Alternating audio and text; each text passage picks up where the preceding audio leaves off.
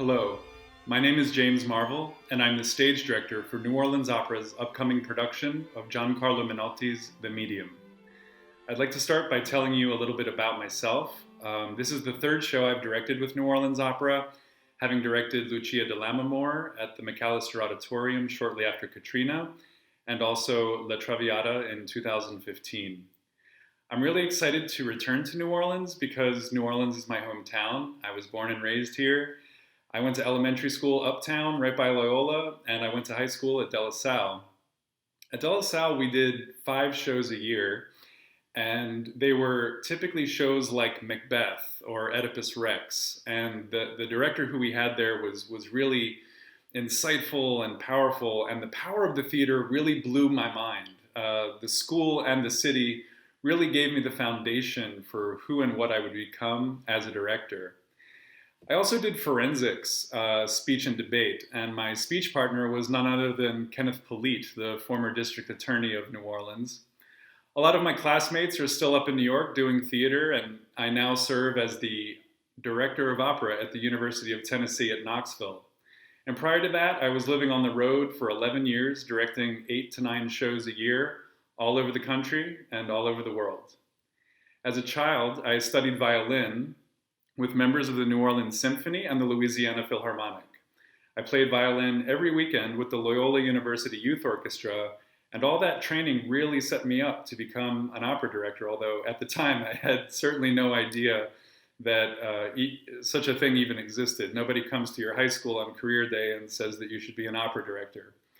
My father taught at Tulane University. My mom worked for a law firm downtown. And my parents are opera lovers. They took me to my first opera at the age of 7 at the New Orleans Opera with Carlo Bergonzi singing the lead role in The Masked Ball. And we attended almost every opera from that time until the time I graduated high school and went off to college. So coming back and getting to present my work for this wonderful city and the wonderful people in this city is a total dream for me.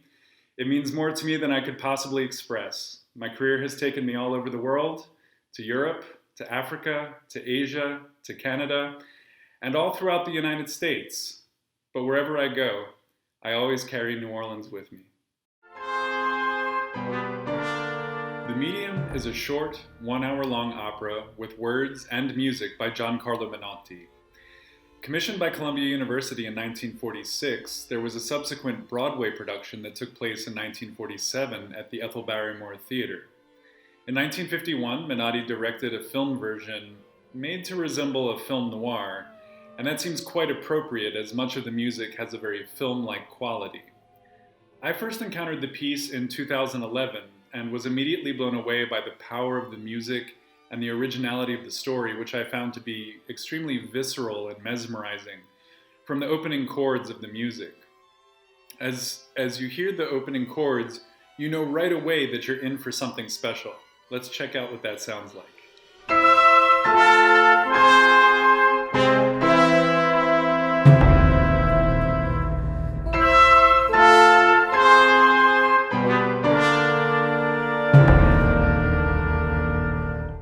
It's so good, right? If that doesn't put a huge smile on your face, I don't know what will. It just announces itself saying, this is important, this is significant, and you're never going to forget it. And I really believe that that's true, because that's the job of theater, right? Your only job in theater is to give the audience something that they will remember for the rest of their lives. And I think that this production that New Orleans Opera has in store has all the right ingredients to achieve that goal. First of all, what better city to perform it in? It's about a fortune teller with tarot cards and a crystal ball. I'd like to bring up an image of the set for you now. The show itself doesn't specify any particular city or location for the setting, but it should definitely be someplace mysterious, maybe kind of shabby chic, yet still elegant, where the beauty is in the decay of things. So we have a classical and stunning set designed by Nathan Arthur that looks like it could be a parlor living room in New Orleans. It's elegant, it's timeless, and evocative. We have beautiful classic costumes devised by Julie Wynn, and that gives a nod to Victorian and Edwardian classical lines in the clothing, with maybe just a little hint of steampunk to give it a little bit of an edge. With its unapologetic elegance, I really think New Orleans audiences are going to love this concept. And I'm also very pleased to say that we have an extremely evocative projection design by Katie Tucker, whose work has been seen at some of the most impressive theaters in the world, including the Metropolitan Opera, the Kennedy Center, Glimmerglass, San Francisco Opera, the Houston Grand Opera, Carnegie Hall, the Dutch National Opera, and also in Hong Kong. Katie and I have been collaborating for years, and her video projections are going to bring to life the supernatural world and the supernatural elements in the story inherent within the plot and within the opera. So let's get into the story of the medium and take a look at some of the music as well. Madame Flora, who's sometimes referred to as Baba, is the medium. Her daughter is named Monica, a young girl who is playing dress-up in Baba's apartment with Toby, a mute servant boy rescued from the streets of Budapest. It is in this playful scene that Monica sings what is perhaps the most famous aria in the opera, Monica's Waltz, the text and the music for which perfectly capture Monica's imaginative and poetic inner life. Let's listen to an excerpt. Up in the sky, someone is playing a trombone and a guitar. Red is your tie, and in your velveteen coat, you hide a star. Monica, Monica, dance the waltz. Monica, Monica, dance the waltz. Follow me, moon and sun, keep time with me. 1, 2, 3, 1. Shortly after this aria, Baba arrives home drunk. She violently chastises them for not preparing for that evening's seance. Soon the guests arrive. Mr. and Mrs. Gobineau regularly attend seances, and the recent widow Mrs. Nolan is attending for the first time. With Madame Flora in a trance in her chair, a fake seance is held where Mrs. Nolan speaks with what she thinks is her deceased 16-year-old daughter, but is really Monica behind a screen. Mr. and Mrs. Gobineau communicate with their deceased 2-year-old son Mickey, who, never having learned to speak, only laughs and giggles in the background. After they say goodbye to him, Madame Flora suddenly, and with a loud gasp, clutches at her throat with both hands. She feels a phantom hand clutching her throat and is terror-stricken. After demanding that the guests leave, she calls for Monica and tells her what she felt, eventually blaming Toby, who was in the other room the whole time. In an effort to calm Baba's drunken rage towards Toby, Monica sings her dark lullaby, The Black Swan. This is another lovely piece, the imagery and music for which are quite memorable. Here's a little piece of that. The spools unravel and the needles break. The sun is buried and the stars weep. The black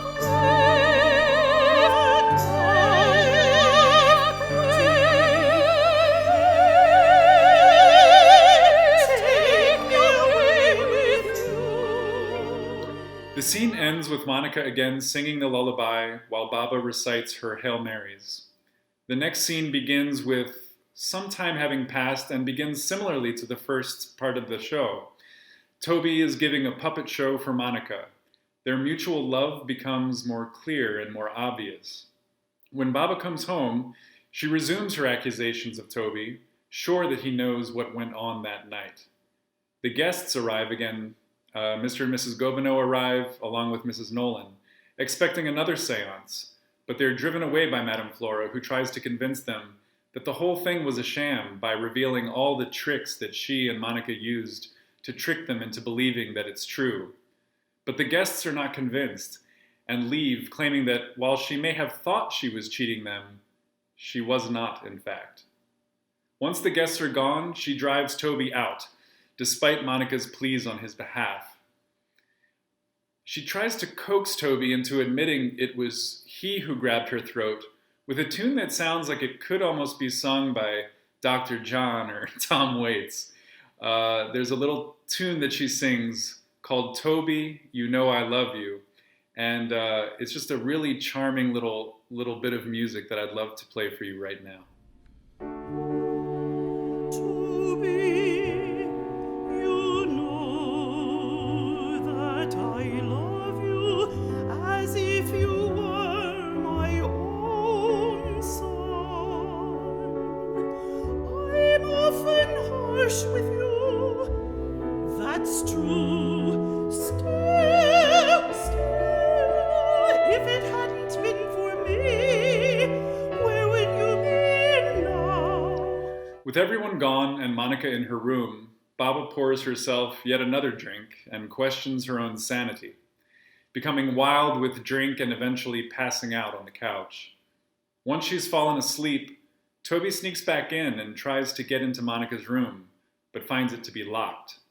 While searching, he knocks the lid of the trunk and accidentally wakes Baba. Toby quickly hides behind a curtain, and as Baba tries to see where the noise came from, she fetches a revolver. She shouts, "Who is it? Speak or I'll shoot." And the curtain moves because Toby's behind it. Baba screams and fires at it several times, and Toby's bloody body collapses, grasping the curtain. Baba says, "I've killed the ghost. I've killed the ghost." Monica, hearing the gunshots, enters and sees Toby's lifeless body and runs for help. As the curtain falls, very slowly, Baba asks in a hoarse whisper, "Was it you? Was it you?" So basically, it's a happy little story of girl meets boy who happens to be a mute street urchin. Girl falls in love with boy. Boy gets shot by drunken psychic and psychotic mother. Just the kind of story you'd expect to see in a typical day in your local newspaper. It's going to be a really great show, and I know you're going to love it. And I do hope you'll join us for this production. Our cast for the medium is second to none. In the title role, we have world-renowned Metropolitan Opera star and Grammy Award-winning mezzo-soprano Victoria Livengood, who is the absolute gold standard in interpreting this role. Ms. Livengood actually worked on it with the composer Giancarlo Menotti. She brings not only one of the world's great voices, but also her acting skills will ensure a most memorable experience. On a personal level, I've wanted to work with Victoria Livengood since I can remember, and I'm so thrilled to be able to do so in this production. We also have New Orleans' very own Sarah Jane McMahon in the role of Monica. Sarah Jane is a favorite among New Orleans audiences and is perfect for this role. I can think of no one better suited to play it. Sarah Jane brings a youthful, exuberant energy and innocence to the role with a clarity of voice and tone that are sure to win your heart.